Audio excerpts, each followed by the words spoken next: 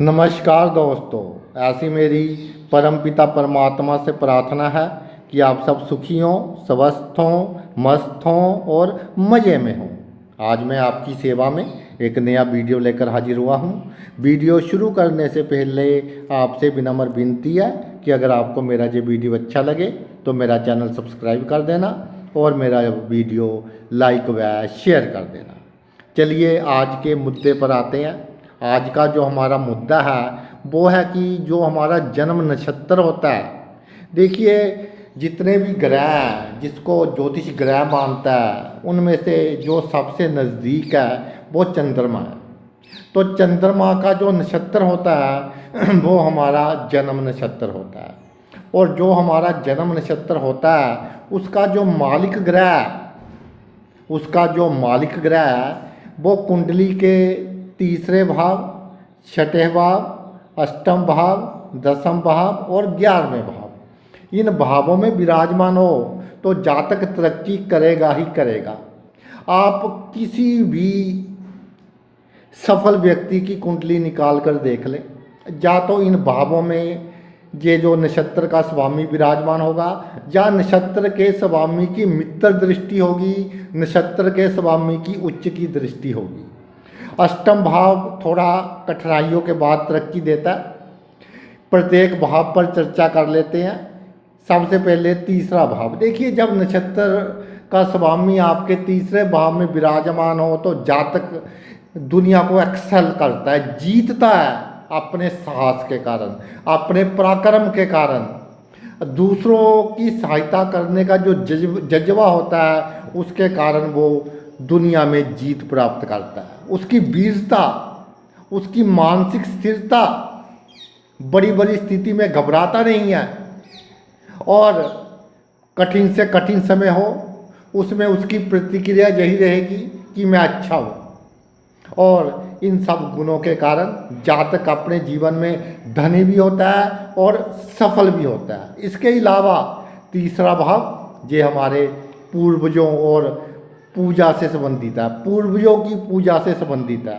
तो तीसरे भाव में जब नक्षत्र का मालिक विराजमान हो जाता है तो जातक के ऊपर उसके पूर्वजों का जो आशीर्वाद है वो आशीर्वाद भाई बना रहता है। अपने पूर्वजों के आशीर्वाद के कारण जातक बड़ी से बड़ी समस्या में से निकल जाता है, और उसके पूर्वजों की आत्माएं हमेशा उसके अंग संग रहती हैं। जब भी कोई कठिनाई आती है तो ईश्वर किसी ना किसी रूप में उसको बचाने चला आता है, यानी कि किसी ना किसी रूप में किसी को जातक को बचाने के लिए ईश्वर भेज देता है। आगे है जी आपका छठा भाव। छठे भाव में जब आपका ये विराजमान हो नक्षत्र का स्वामी, तो एक तो ये भाव है कंपटीशन का।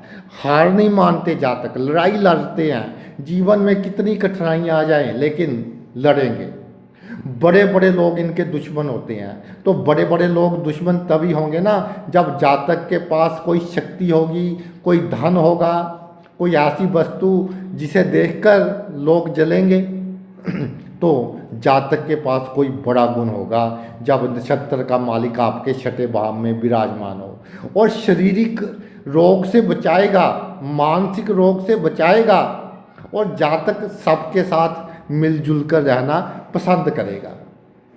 कोई जातक से झगड़ा कर ले, यानी कोई जातक से अगर बिना मतलब की शत्रुता करेगा तो ये शत्रु के बुरे समय की निशानी होगा। और सबसे बड़ी बात ये है, हम कहते हैं कि पहला सुख निरोगी काया, दूसरा सुख जेब में माया। ये दोनों सुख देगा।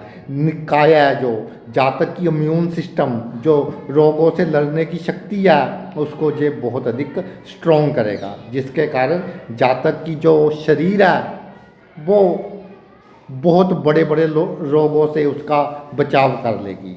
जैसे कोविड आया था, कोरोना आया था, तो जिनका इम्यून सिस्टम अच्छा था तो भाई उनको किसी बड़ी प्रॉब्लम का जो सामना है वो नहीं करना पड़ा था। और ये जो भाव है, ये भाव है जो हमें इतने जान पहचान के लोग नहीं हैं वो बहुत सहायता करेंगे। यानी कि जिनके साथ हमारे इतने अच्छे संबंध नहीं हैं वो भी जातक की बहुत सहायता करेंगे। और जातक में एक गुण होगा कि विरोधियों को साथ लेकर चलेगा। तब जो जब जातक विरोधियों को साथ लेकर चले तो भाई वो सफल ना हो, इसमें कोई शंका नहीं है। छठे भाव में नक्षत्र का स्वामी हो या छठे भाव पर दृष्टि हो तो जातक के पास धन मान सम्मान सभी सुख होंगे और उसका जीवन राजा की तरह बीतेगा। अब आते हैं जी आपके अष्टम भाव। अष्टम भाव में एक बात है कि थोड़ी स्ट्रगल के बाद सफलता देता है, क्योंकि अष्टम भाव विपरीत राजयोग का कारक में से सबसे बड़ा भाव माना गया है। थोड़ी अशांति की बात शांति देता है, लेकिन गुप्त लाभ, बड़ा धन लाभ, बड़ी इन्वेस्टमेंट हो जाती है, छोटी सी इन्वेस्टमेंट बहुत बड़ी बन जाती है, रिस्क इन्वेस्टमेंट से लाभ, गुप्त शत्रु जातक को लाभ देते हैं, गुप्त तरीके से जातक को धन अर्जित होता है। जो गुप्त रिलेशंस हैं उसके कारण जातक का इस दुनिया में बहुत अधिक मान सम्मान होता है। जब अष्टम भाव में नक्षत्र का मालिक हो या अष्टम भाव पर दृष्टि हो तो जातक बड़ी से बड़ी मानसिक उलझनों को कुछ समझते नहीं है, उसके पास सभी मानसिक उलझनों का हल है। जीवन में सभी प्रॉब्लम्स का जातक के पास हल है और संघर्ष जातक करेगा। संघर्ष करने का ढंग दूसरों से अलग होगा, जीवन जीने का ढंग दूसरों से अलग होगा। तो जब आपका नक्षत्र का स्वामी अष्टम भाव में विराजमान हो, थोड़े संघर्ष के बाद जातक राजा बनता है, धन कुबेर बनता है, पता ही नहीं चलता उसको कहाँ से पैसा आ रहा है, पता ही नहीं चलता उसको कि मेरी प्रॉपर्टी कहाँ कहाँ पर है। अगर आपका दसम भाव में नक्षत्र का स्वामी विराजमान हो तो भाई बहुत अच्छे कर्म किए आपने। दसम भाव में विराजमान हो या दसम भाव पर आपकी दृष्टि हो, बहुत बड़ी सामाजिक प्रतिष्ठा, बहुत बड़ी प्रसिद्धि, जो भी आपका व्यवसाय है, नौकरी है, बिजनेस है, राजनीति में है, टॉप लेवल पर आप पहुंचोगे। एडमिनिस्ट्रेटिव पावर, लोगों को कैसे हैंडल करना है, हुकूमत चलती है जातक की, जिसको जो काम कह दिया वो काम हो गया। और बड़े बड़े राजकीय नेता, सरकारी ऑफिसर्स, जो आपके पॉलिटिशियंस हैं, उनके साथ जातक के जो संबंध है बहुत अच्छे होते हैं। उनके संबंधों के कारण जातक अपने जीवन में हर क्षेत्र में तरक्की हासिल करता है। और दूसरी बात, जो जातक के आसपास के लोग होते हैं वो भी जातक के कारण जीवन की ऊंचाइयां हासिल करते हैं। और जातक के कर्म की दिशा को ये सही करता है। जो हम काम करते हैं, जो कर्म करते हैं, कर्म का भाव है, नक्षत्र का स्वामी इस भाव में हो या दृष्टि हो इस भाव पर, तो जातक का जो कर्म की दिशा है, जो जातक काम करता है उसकी दिशा और दशा बिल्कुल सटीक होगी, उसकी दिशा और दशा बिल्कुल सही होगी। और सबसे बड़ी बात, कलयुग के लिए ये बहुत अच्छा योग है।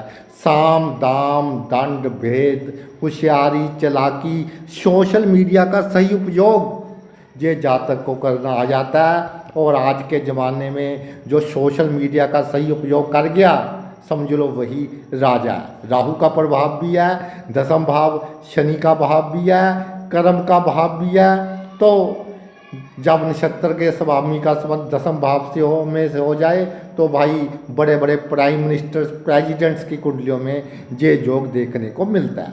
अब आ गया जी आपका 11वां भाव। जब 11वें भाव से हो जाए तो एक बात का ध्यान रखना कि जो आपकी इच्छाएं हैं वो सभी इच्छाएं आपकी पूरी होंगी, लेकिन सेटिस्फैक्शन नहीं रहेगी। 11वां भाव है और 11 और 5 आमने सामने है, इसलिए पिछले जन्म के कर्मों के कारण आपका नक्षत्र भाव का स्वामी जा तो ये आपके 11वें में आएगा, या किसी ना किसी तरह इस भाव से संबंध होगा, दृष्टि डालेगा। तो आपके पास बहुत सुख होंगे, सभी इच्छाएं पूरी होंगी। थोड़ा सेटिस्फाई रहना सीखिए आप लाइफ में से। और ये भाव है मित्रों का, बड़े बड़े लोगों के साथ आपकी मित्रता होगी। जब आप किसी प्रॉब्लम में होंगे तो ऐसा व्यक्ति जिसके साथ आपके बहुत कम संबंध है वो व्यक्ति भी आकर आपकी सहायता कर जाएगा। ये जो 11वां भाव है, एक चमत्कारी भाव है। चमत्कारी क्यों है? होने वाली घटनाओं का आभास जातक को पहले ही हो जाता है। तो जब जन्म नक्षत्र इस भाव में आ जाए इसका मालिक, तो होने वाली घटनाओं का आभास जातक को पहले ही हो जाएगा। और जातक में बहुत क्षमताएं होती हैं। अपनी क्षमताओं के कारण जो जिसको वो अपना भाई बहन मानता है, अगर वो उसके लिए कोई प्रॉब्लम क्रिएट करने की कोशिश करते हैं तो उनका नाश प्रकृति ही करती है।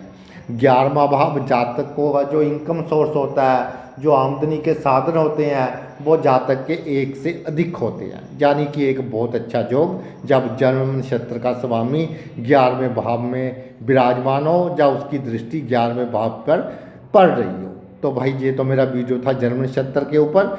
बहुत सी मैसेज आ रहे थे, तो आपके अनुरोध के अनुसार आपकी सेवा में प्रस्तुत है ये वीडियो। आपने अपना इतना कीमती समय निकाल कर ये वीडियो देखा, मैं तहे दिल से आपका आभारी हूँ। Thanks a lot.